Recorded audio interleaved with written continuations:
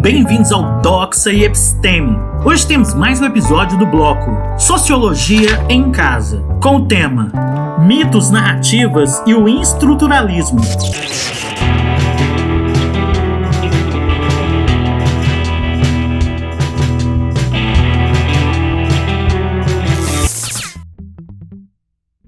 Estruturalismo. Estruturalismo. Vimos que muita gente tem uma ideia deturpada das sociedades indígenas, porque elas são bastante diferentes das sociedades não indígenas. E essa diferença parece criar uma barreira intransponível. Mas a antropologia, desde o começo do século XX, vem procurando construir uma ponte, dando sentido à experiência das populações indígenas e de outras populações, como povos do campo, as tribos urbanas, as elites, os grupos religiosos, os imigrantes e etc. E nos deparamos com mundos diversos, podemos perceber que a complexidade e a sofisticação neles existentes estiveram como escondidas por nossos preconceitos. Ajudar a enxergar essa complexidade é uma das tarefas da antropologia, e um dos efeitos dela é desestabilizar aquelas certezas evolutivas produzidas no século XIX e até hoje presente na vida de muitas pessoas. Invariavelmente diante da riqueza de uma narrativa mitológica indígena, por exemplo, ou diante da sofisticação artística de muitos artefatos indígenas, ou ainda diante de sistemas de parentesco tão complexos que seria preciso construir algoritmos para entendê-los, chegamos a uma única conclusão: qualquer tentativa de estabelecer uma linha de evolução entre sociedades é equivocada.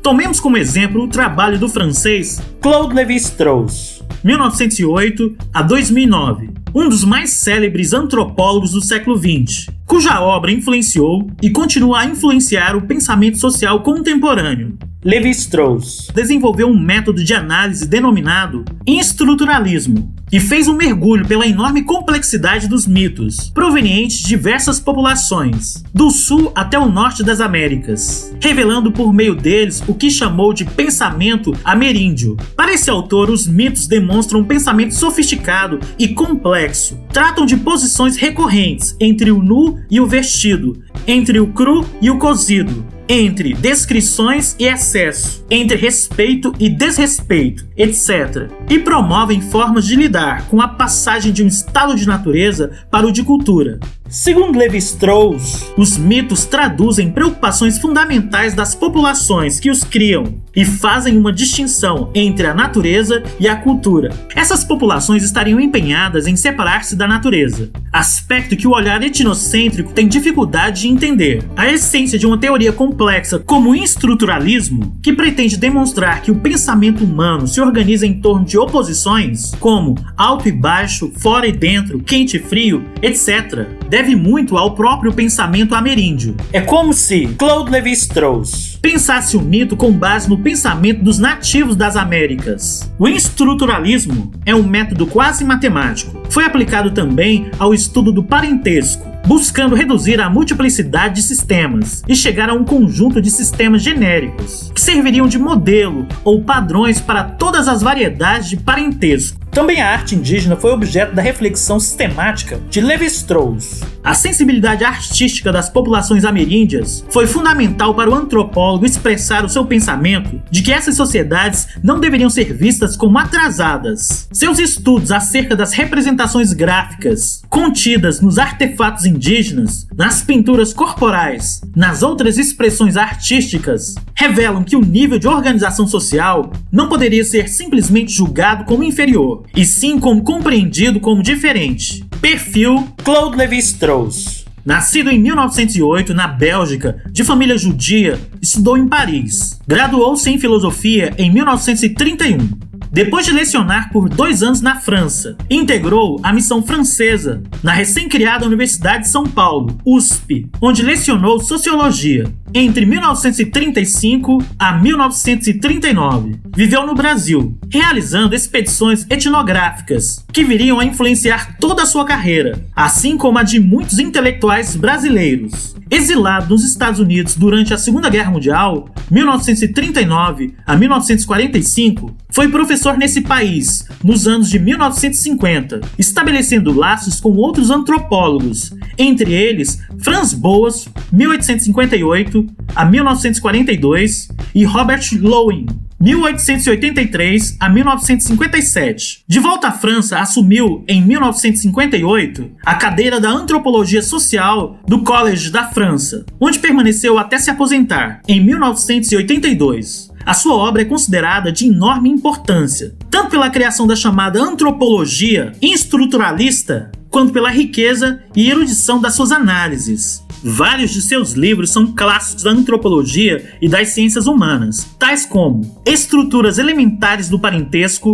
1949, Tristes Trópicos, 1955, Antropologia Estrutural, 1958, O Pensamento Selvagem, 1962 e Totemismo Hoje, 1962. Lévi-Strauss produziu ainda um trabalho monumental de análise dos mitos das populações indígenas das Américas, dedicando-lhes mais de 2 décadas de pesquisa, entre 1964 e 1991. O resultado foi publicado em 4 volumes, que formam as mitológicas O Cru e o Cozido, 1964, Do Mel às Cinzas, 1967, Origem dos Modos à Mesa, 1968 e O Homem Nu, 1971. Completou a série ainda em outras 3 publicações, que formam as Pequenas Mitológicas: A Via das Máscaras, 1975, Oliveira Ciumenta, 1985 e Histórias de Lince, 1991. Faleceu em Paris, em 2009, alguns meses antes de completar 101 anos. A morte do antropólogo Claude Lévi-Strauss, anunciada ontem, motivou declarações e homenagens em todos os maiores centros mundiais de estudos das ciências humanas. E não é difícil entender por quê. O repórter Tônico Ferreira ouviu cientistas que explicam a importância do trabalho e das ideias de Lévi-Strauss. Foi o modo de vida desses índios brasileiros que provocou os primeiros passos de uma revolução na maneira de pensar a humanidade. O intérprete da mudança foi o antropólogo Claude Lévi-Strauss. Na década de 30, ele saiu de uma Paris cosmopolita e se embrenhou no Cerrado, no Pantanal, na Amazônia. Esta antropóloga diz que, ao conviver com os Bororo, com os Inhambiquara e outras etnias, Lévi-Strauss chegou a uma conclusão inovadora. Que o modo de pensar dos índios é absolutamente idêntico ao nosso. E o que o Lévi-Strauss vai mostrar é essa universalidade do pensamento humano. As ideias de Lévi-Strauss tiveram um forte impacto no pensamento moderno, principalmente em um momento muito importante do século XX. Foi depois da Segunda Guerra Mundial, após as atrocidades cometidas pelo nazismo, que propagava a superioridade de uma raça em relação às outras. Lévi-Strauss aproveitou a experiência que teve aqui com os índios brasileiros para combater todas as teorias racistas. Nesse sentido, o pensamento dele é absolutamente atual.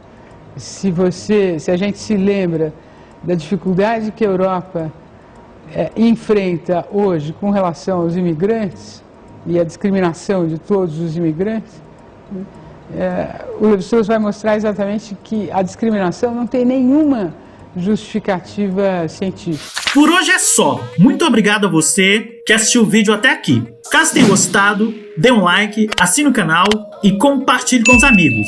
Todo comentário é bem-vindo. E um forte abraço e vitória sempre!